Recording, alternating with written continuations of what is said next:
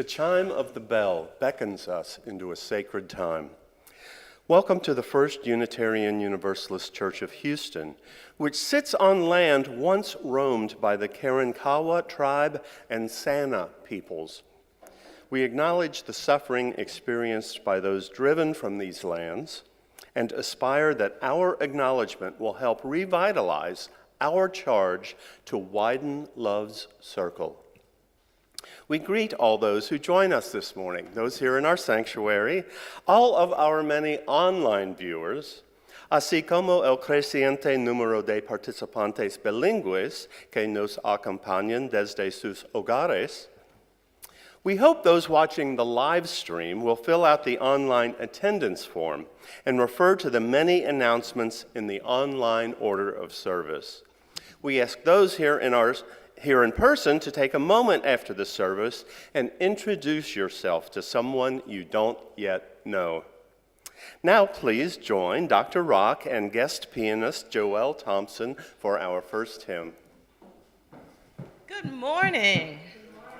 I invite you to open your teal hymnals to number 1024, and then rise in body or spirit and join together as we sing, When the Spirit Says Do. And it's okay if you clap your hands or even dance a little.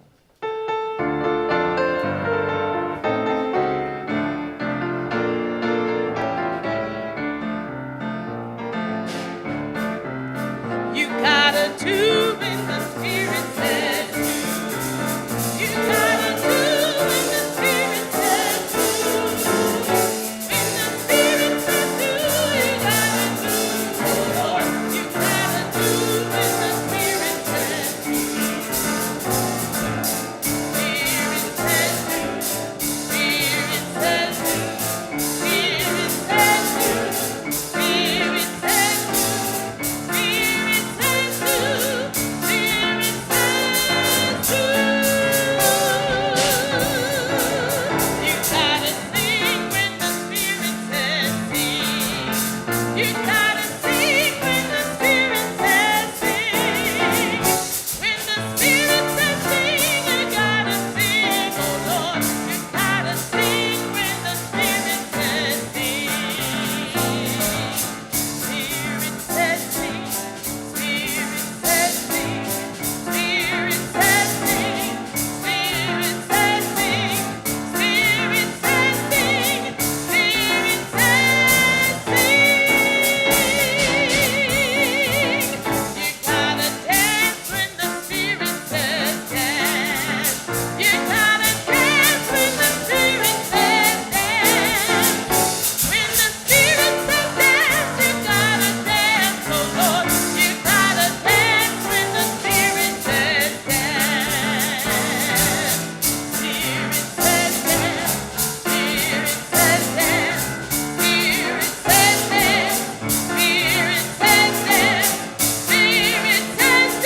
Spirit says dance. Spirit says dance. Spirit says dance. Spirit says dance.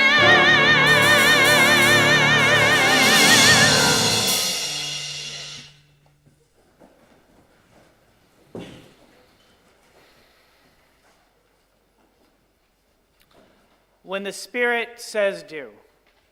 May the Spirit, the breath that connects each to all, pass through us this morning. May it animate us. May it stir our hearts, move our blood, and as it does, may we recall a lesson lifted up by Mary Bravebird. We are each a part of the earth, and that the earth is in me and I am in it. The earth is in me and I am in it. We are all related, each a living, breathing being of stardust, child of some long dead luminous orb, brought to life through the miracle of water, earth, and sunlight. We are together this morning as the Spirit encourages us. So let us join together, lift up what is the best, and recall our connections. Come, friends, let us worship together.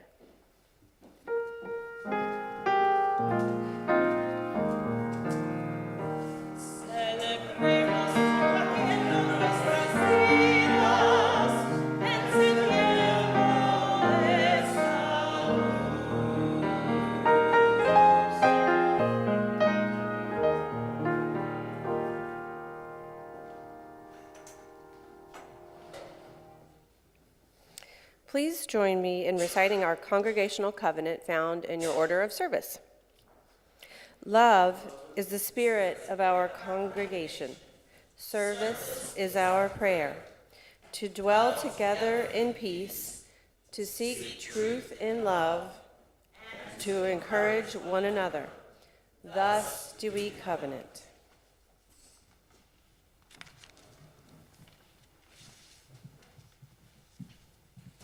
Good morning. This morning for the special music, our string band is going to play, and we always love for you to sing along. So please follow along with the words to the beautiful song by Joyce Polly, Keepers of the Earth.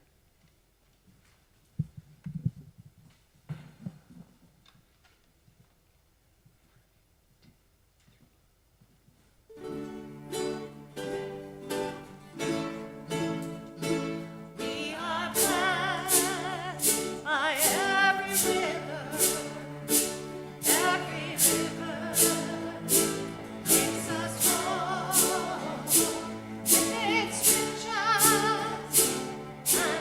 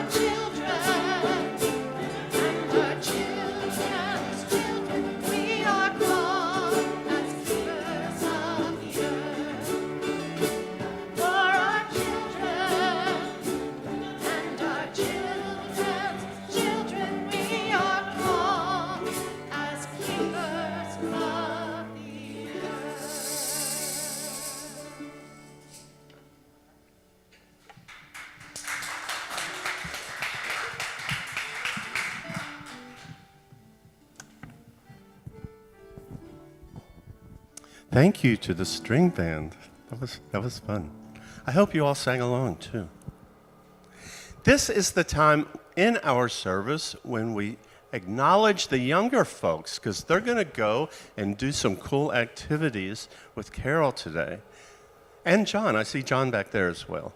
So we want you to know that we love you and you're an important part of this church. And we'll see you when you get back from your activities. While you go out, the adults are going to sing as you go, and the words to that can be found in the order of service.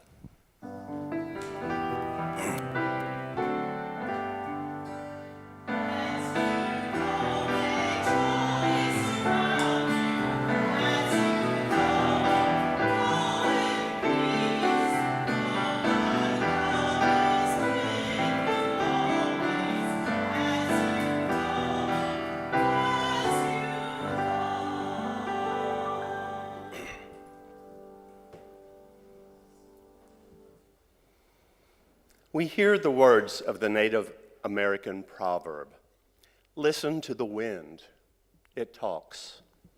Listen to the silence, it speaks. Listen to your heart, it knows."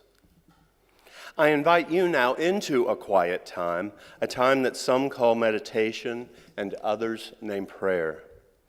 Open your mind, open your heart, and join with me as I share this Native American poem translated by Sans Arc Lakota Chief Yellowhawk in 1887. O great Spirit, whose voice I hear in the winds, and whose breath gives life to all the world, hear me. I come before you, one of your children. I am small and weak. I need your strength and wisdom. Let me walk in beauty and make my eyes ever behold the red and purple sunset. Make my hands respect the things you have made, my ears sharp to hear your voice. Make me wise so that I may know the things you have taught my people, the lesson you have hidden in every leaf and rock. I seek strength not to be superior to my brothers, but to be able to fight my greatest enemy, myself. Make me ever ready to come to you with clean hands and straight eyes, so when life fades as a fading sunset, my spirit may come to you without shame. Amen. We pause now together to lift up that which sits light and heavy on our hearts. Jacqueline M. Willis Johnson, wife of longtime member Charles Johnson, passed away on Tuesday afternoon surrounded by her family. Funeral services will be tomorrow at Sugarland Mortuary. Visitation will begin at 10 a.m., followed by the service and interment. There are more details, the address and such, in your email newsletter. We hold Charles and his family in love as they mourn their loss.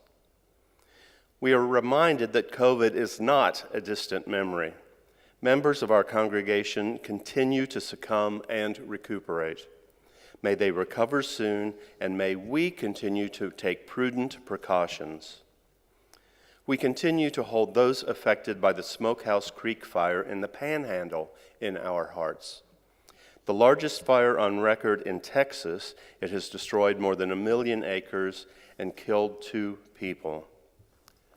We keep the book in the foyer so that when you come in, you can jot down things that are concerns or joys in your life. And we have 2 things today. The first is pray for all the patients and staff at LBJ Hospital if we don't stop the concrete crusher plant from being built. As I understand it, it's being built right across the street from it, and it's already been approved, but you can sign a petition in Channing Hall to still try and stop it.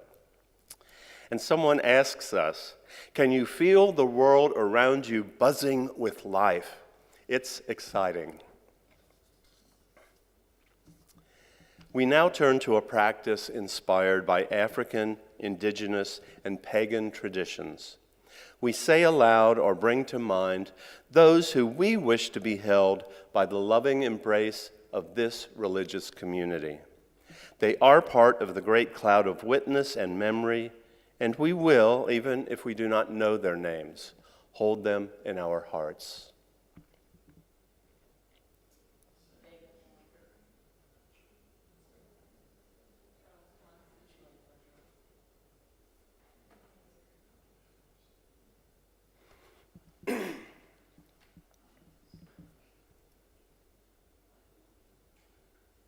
In this great cloud of witness and memory, amid this beloved community, we hear these names and hold them in our hearts.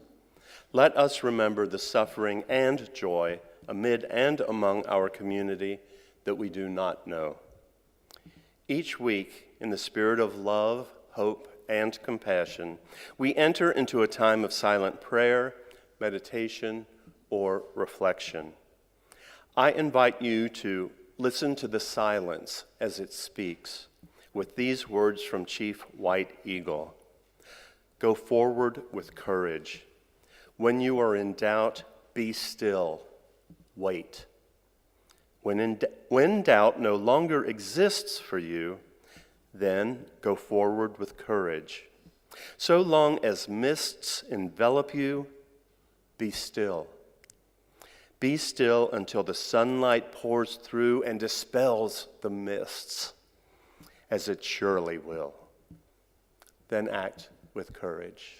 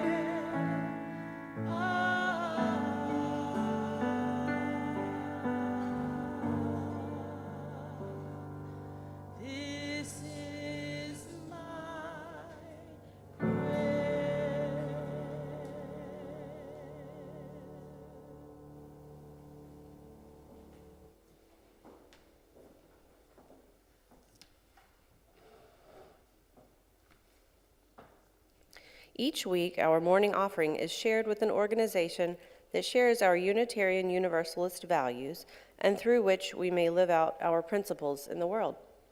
Today, our shared offering will help to support the initiative Save the Montrose Live Oaks. As per a Houston tax increment reinvestment zone, hundreds of mature live oaks and the shade canopy that they provide are at risk. Live oaks are the #1 species for carbon sequestration and absorbing other pollutants. Just in Phase 1, from Allen Parkway to West Clay, medians will be narrowed by 10 feet, 5 feet on each side, destroying 57 mature trees. As the project continues down Montrose Boulevard to US 59, hundreds of trees are at risk, including century-old oaks. Most Montrose residents and business owners don't know about the project or don't realize the heavy impact the project would have on the trees. Please help this organization demand that this project be paused until true community input can happen and a tree-preserving alternative plan can be developed. There is a table in Channing Hall where you can ask questions after the service. Those in our sanctuary will find the instructions for text giving in the order of service next to the name of the shared offering recipient, and those watching the live stream will see the instructions on your screen.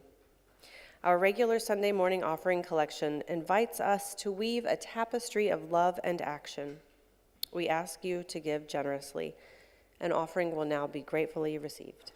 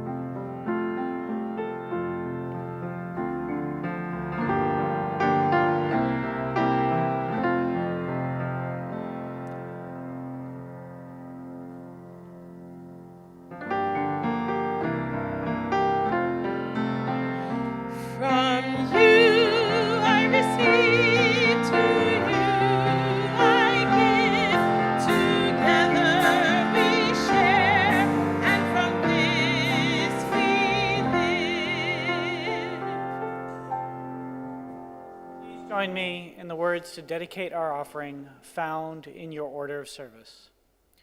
To the work of this church, which is weaving a tapestry of love and action, we dedicate our lives, and these are our offerings.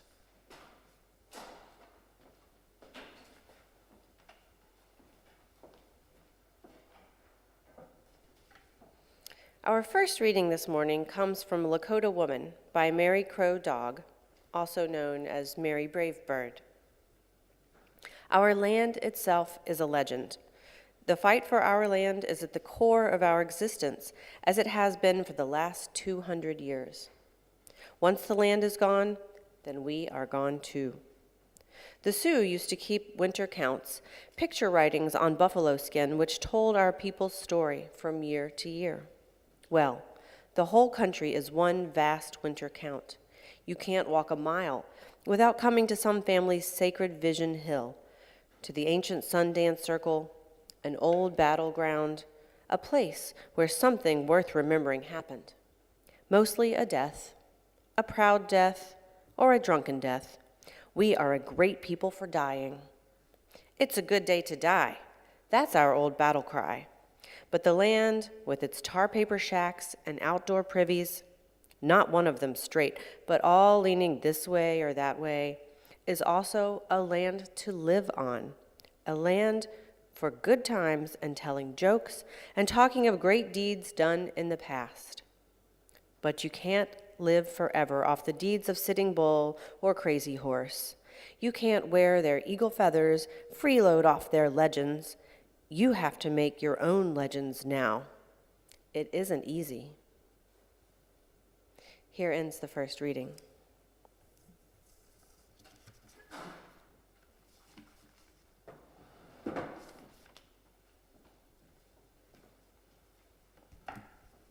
The second reading is also from Lakota Woman by Mary Crow Dog. I do not consider myself a radical or revolutionary. It is white people who put such labels on us. All we ever wanted was to be left alone, to live our lives as we see fit, to govern ourselves in reality and not just on paper, to have our rights respected. If that is revolutionary, then I surely fit that description. Actually, I have a great yearning to lead a normal, peaceful life, normal in the Sioux sense. I could have accepted our flimsy shack, our smelly outhouse, and our poverty, but only on my terms. Yes, I would have accepted poverty, dignified, uninterfered with poverty, but not the drunken, degrading, and humiliating poverty we have had to endure. But normality was a long time in coming. Even now, I don't have the peace that I crave. Here ends the second reading.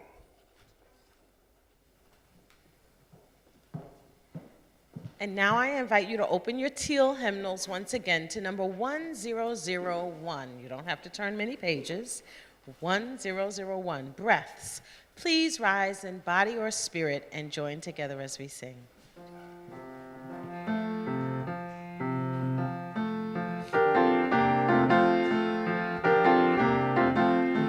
Listen more often to things than to beings. Listen more often to things than to beings. 'Tis the ancestors' breath when the fire's voice is heard. 'Tis the ancestors' breath in the voice of the waters. Sa-whoosh, ah-whoosh. Those who have died have never, never left. The dead are not under the earth. They are in the rusting trees. They are in the groaning woods. They are in the crying grass. They are in the moaning rocks. The dead are not under the earth. So listen more often to things than to beings. Listen more often to things than to beings. 'Tis the ancestors' breath when the fire's voice is heard. 'Tis the ancestors' breath in the voice of the waters. Sa-whoosh, ah-whoosh. Those who have died have never, never left.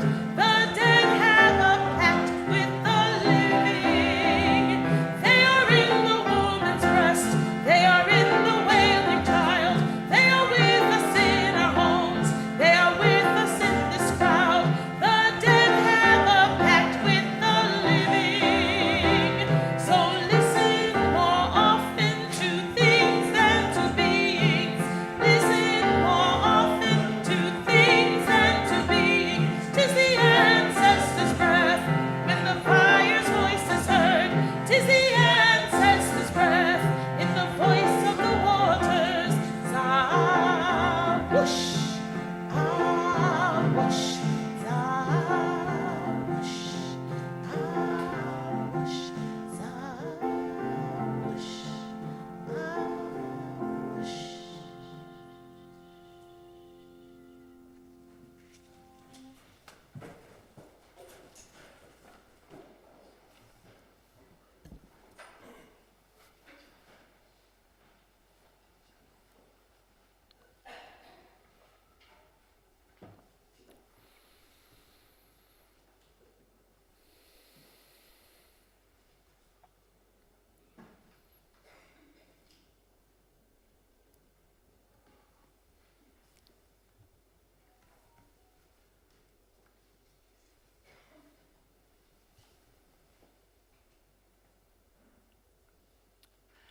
Anime, everything and nothing changes. You are the shimmering young woman who found her voice when you were warned to be silent or have your body cut away from you like an elegant weed. You are the one whose spirit is present in the dappled stars. Joy Harjo, former U.S. poet laureate and member of the Muskogee Nation, wrote those words about Anime Pikash Akwash. Anime was a Micmac from Nova Scotia. A member of the American Indian movement, she was involved in the 1973 Wounded Knee incident at the Pine Ridge Indian Reservation. She was murdered in 1975 in December, leaving behind 2 young daughters. Anime was Mary Bravebird's friend. Mary Bravebird, also known as Mary Crow Dog, is the focus of this month's Lives of the Spirit programming. She was a Lakota writer and community leader. Like her friend, she grew up in grinding poverty in an indigenous community far from an urban center. Like her friend, she was part of the American Indian movement. Like her friend, she was at Wounded Knee. Unlike her friend, she survived the violence of the 1970s and died of natural causes. So this morning we lift up Bravebird as a spiritual activist and not Anime, because Bravebird was someone who survived. She was someone who survived. You are the one whose spirit is present in the dappled stars. It seems right to begin a sermon on Bravebird with an invocation of her friend. Bravebird's perspective on spirituality was that it is fundamentally a communal affair. We exist, she understood, first as members of a community, and only secondly as individuals. We exist first as part of all being, she saw clearly, and only afterwards as ourselves. Whiteness, she knew, was built upon inverting those truths.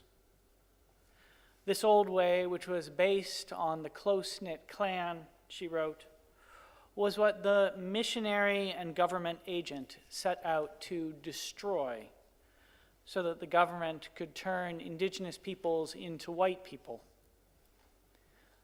The objective, as one Secretary of the Interior claimed, was to teach Anime, Mary Bravebird, and other people native to this continent to learn, and this is his words, the benefits of wholesome selfishness, without which high civilization is impossible.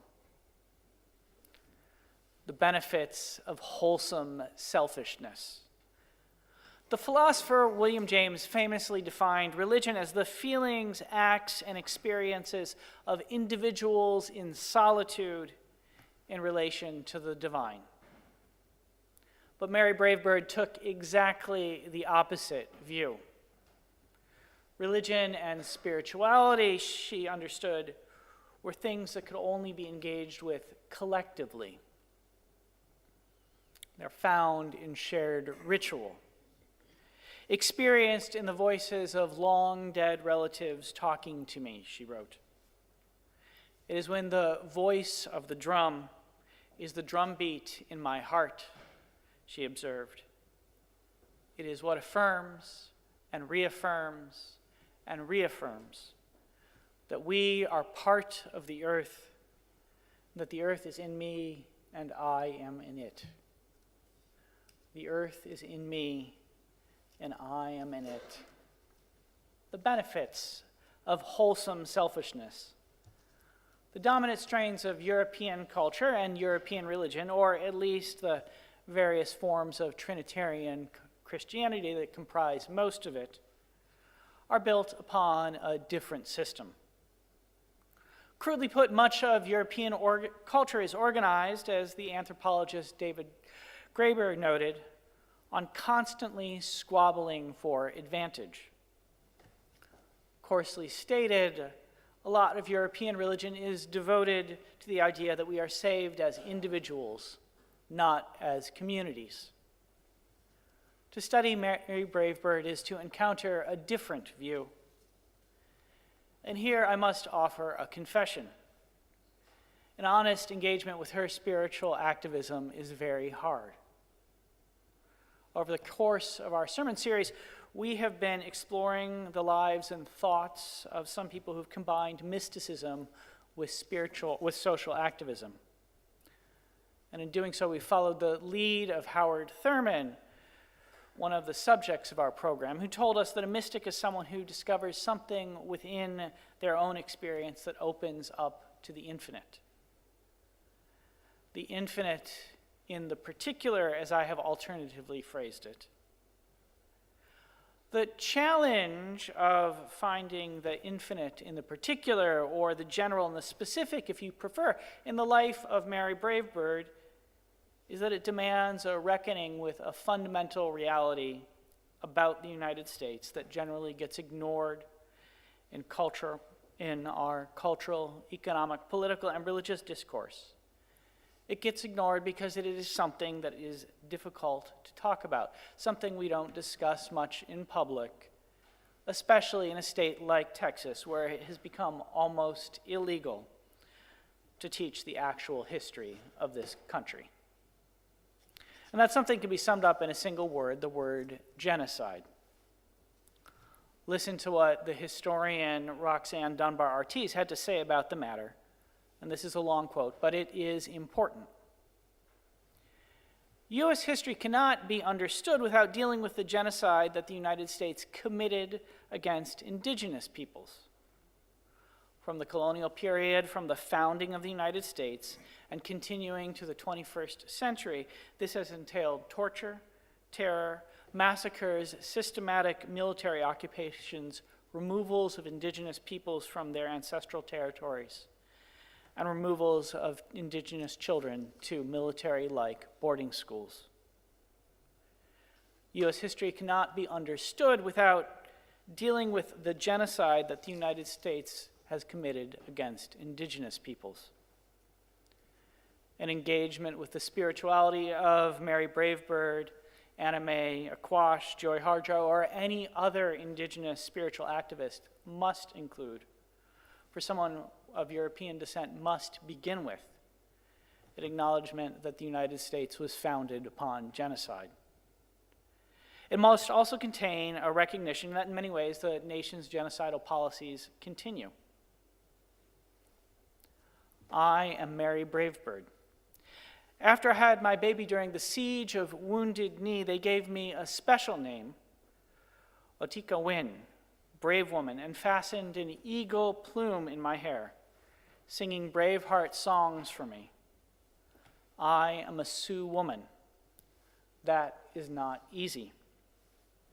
I had my first baby during a firefight, with the bullets crashing through one wall and coming out the other. Those are the words that Mary Bravebird chose to begin her 1990 memoir, Lakota Woman. We will return to them, but first, U.S. history cannot be understood without dealing with the genocide that the United States committed against indigenous peoples. Yet portions of the historical profession and many political authorities who seek to control the national narrative, what gets taught in our public schools about what it means to be a citizen of the United States, seek to deny this reality. To offer but just one small personal example of how this system can work.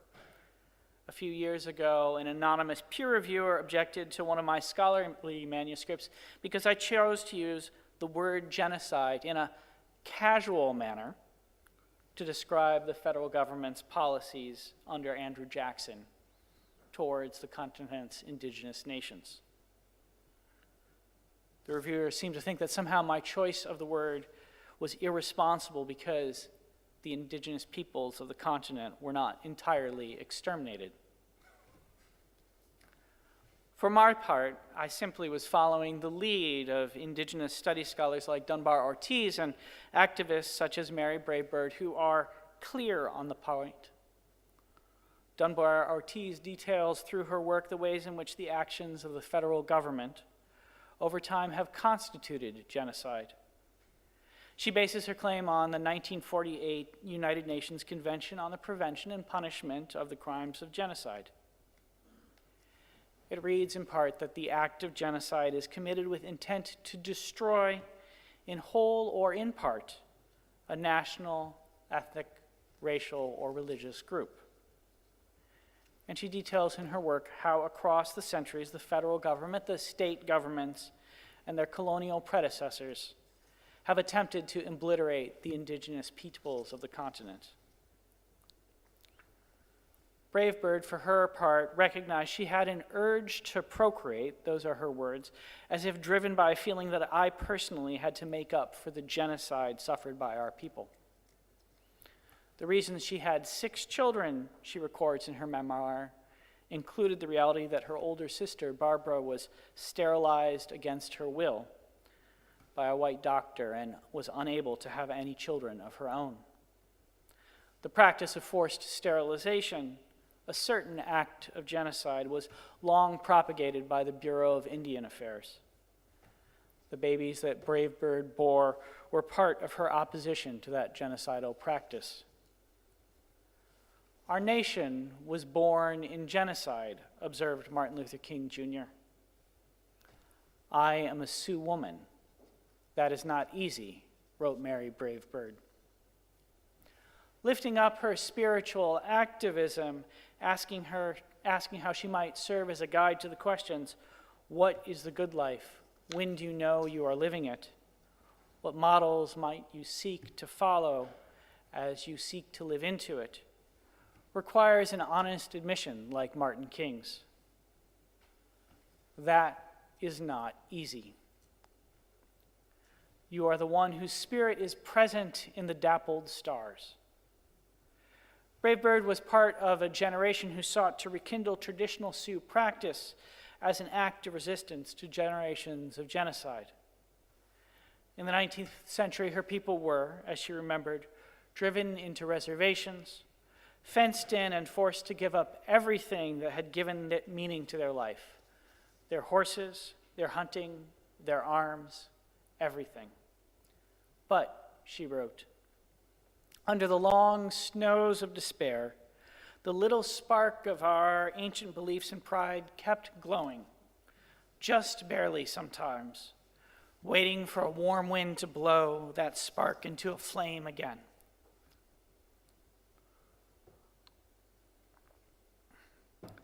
Bravebird was someone who was responsible for kindling that spark back into a roaring fire. She's not a household name, so let me tell you a little bit about her. She was born in 1954 on the Rosebud Indian Reservation in South Dakota. Given the name Mary Ellen Moore Richard at birth, her father was of mixed European and indigenous descent. Her mother was a full-blood Brule Sioux. Her father abandoned the family shortly after her birth, and she grew up in a family that contained her mother, an abusive stepfather, 5 siblings. A 6th died as an infant, and her grandparents.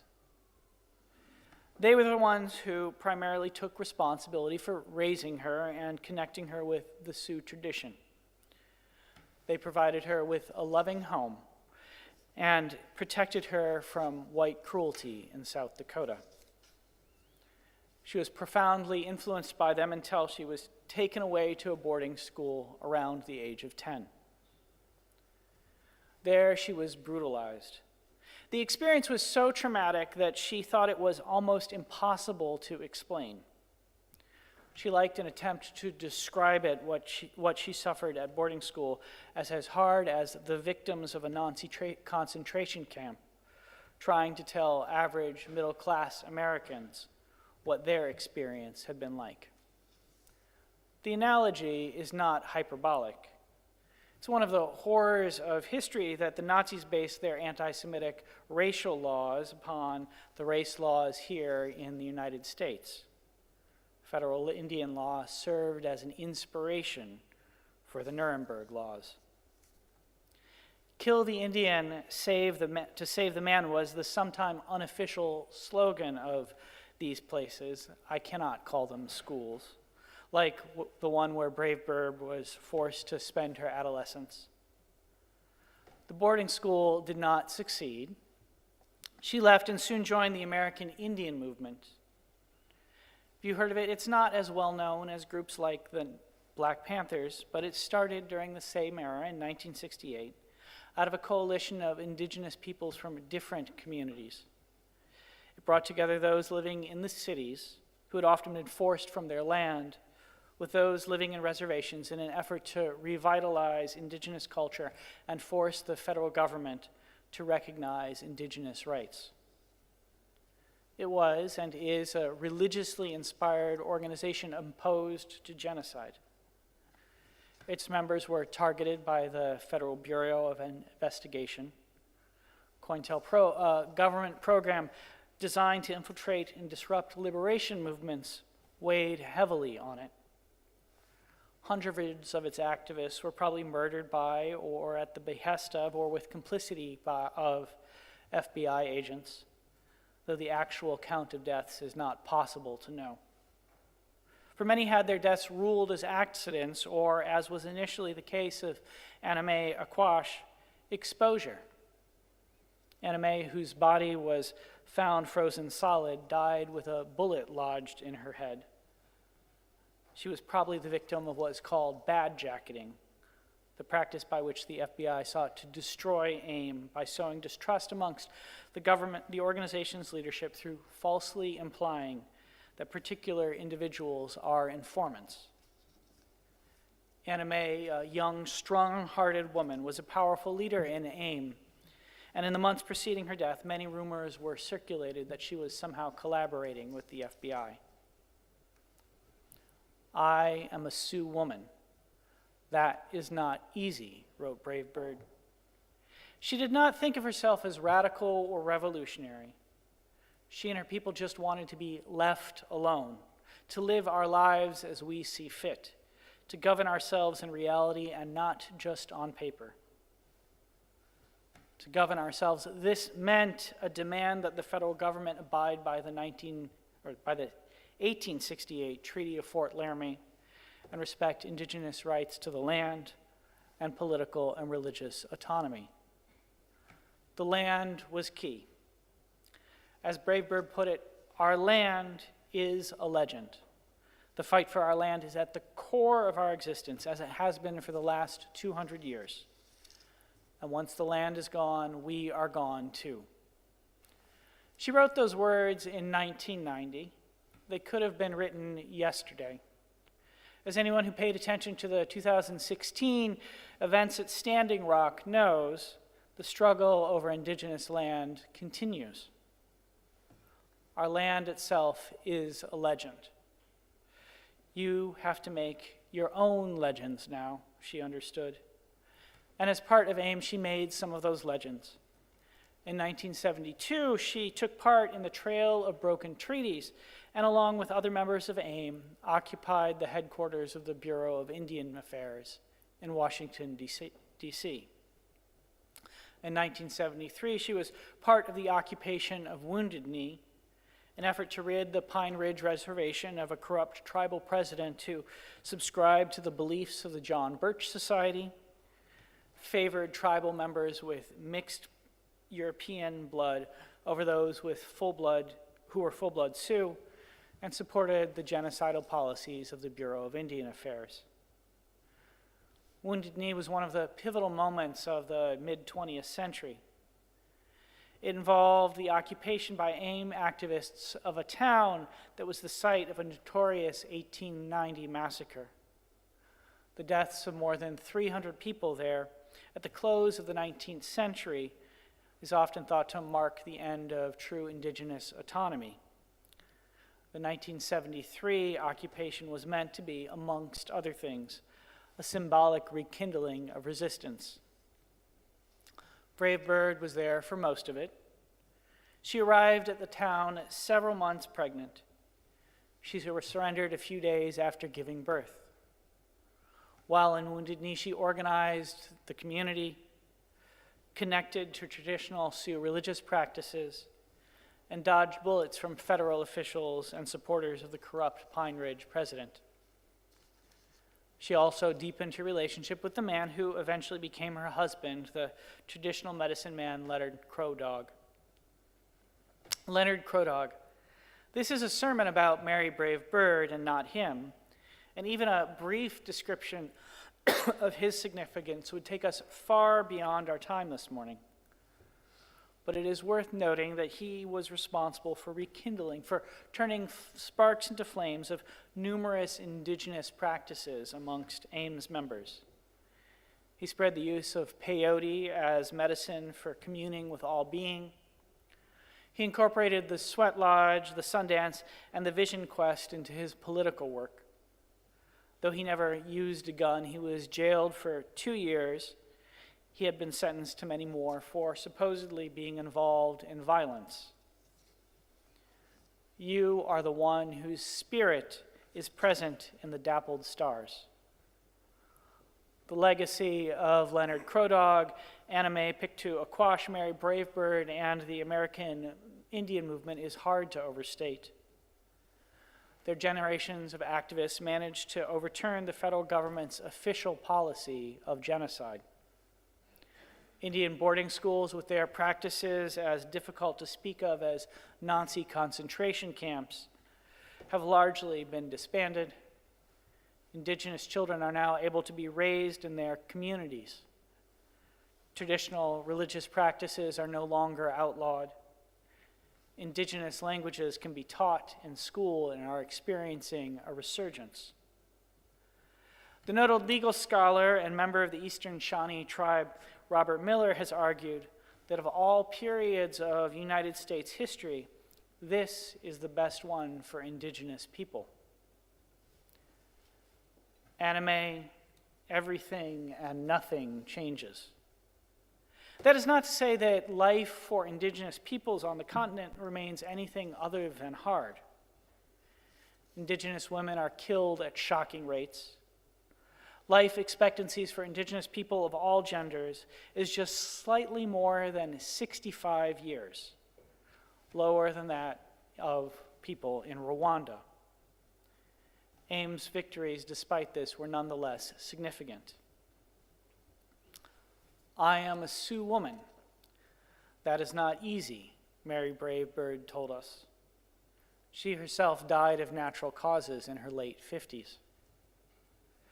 But she survived that until then, and unlike her friend Anna Mae and so many other indigenous women of her generation, left us her story in her own words. Her spiritual teaching is something I find almost impossible to distill into something digestible for a Sunday morning. To understand her, we would have to immerse ourselves in a cosmology and a land with which most of us are unfamiliar. I am unversed in the Sundance. I've never taken peyote and undergone a vision quest. It's not for me to explain such practices to you. The fight for our land is the core of our existence.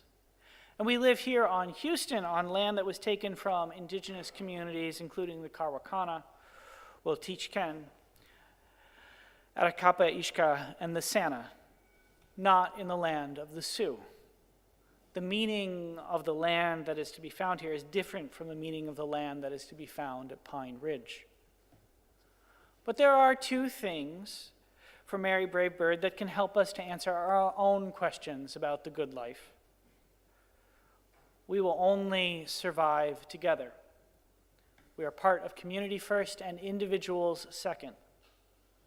The community includes the land of which we are a part. The earth is in me and I in it. And second, if we want to have an honest relationship with the land, with each other, with this country, and with the whole of spirit, then we must face history. Not the pleasant history that denies genocide, but the real history that acknowledges it and then, with people like Mary Brave Bird, who survived, tries to move forward. You are the one whose spirit is present in the dappled stars. It is not easy, but still, knowing it is not easy, I invite the congregation to say Amen.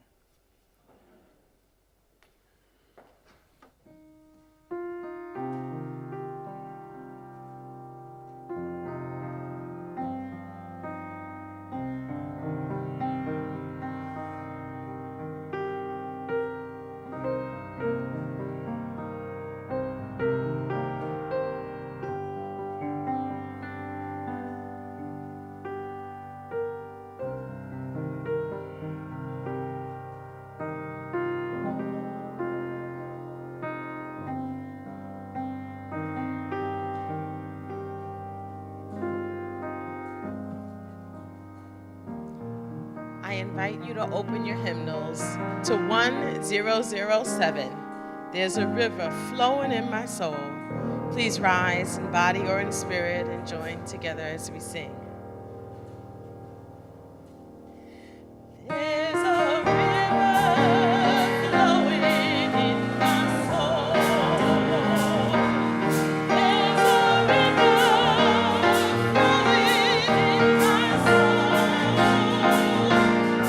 And it's telling me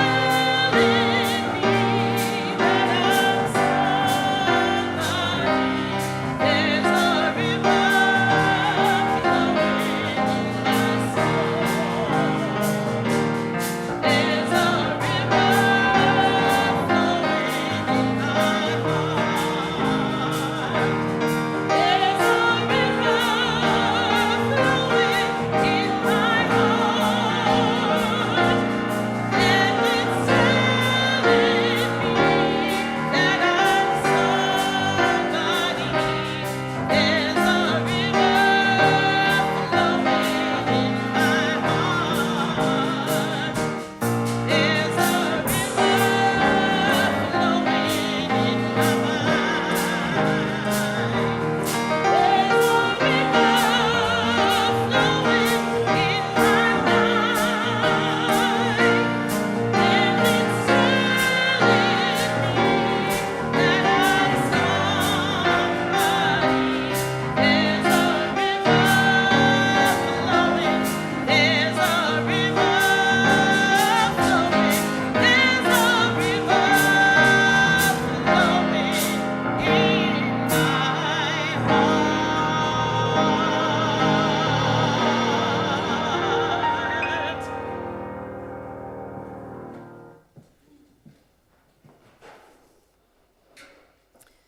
Please join me in the words found in your order of service as we extinguish the chalice.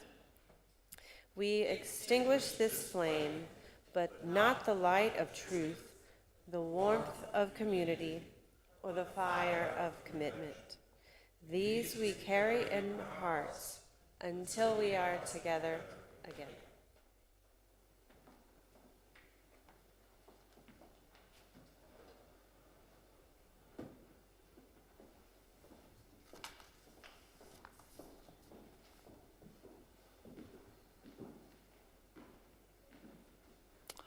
Life goes on. That's how Mary Brave Bird ended her memoir, Lakota Woman. We close our service with those simple words from her. Life goes on. For her life went on, finding the spirit in all, rekindling her traditions, resisting the ongoing brutality of this nation's government until she rejoined the land from which she came. Someday, long or soon, we will all rejoin the land from which we came. Until then, life goes on, and let us remember we are part of a community first and individual second, each a portion of all being in and of the earth. And so life goes on, and let us leave this place grateful for that. So go in peace. Go in love. May our lives be a blessing. Amen.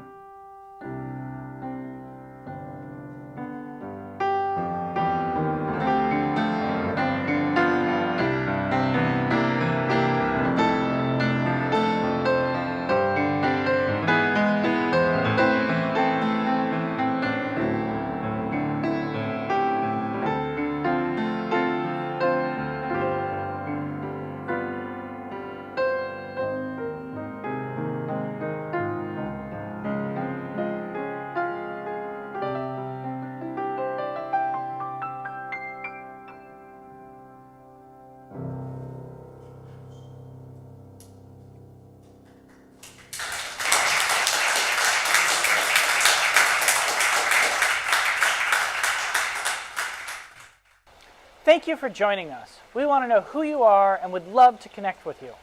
Please fill out the link to the online attendance form, and if you are on YouTube, click like and subscribe. If you're interested in joining our congregation, email us at membership@firstuuhouston.org. Thanks so much.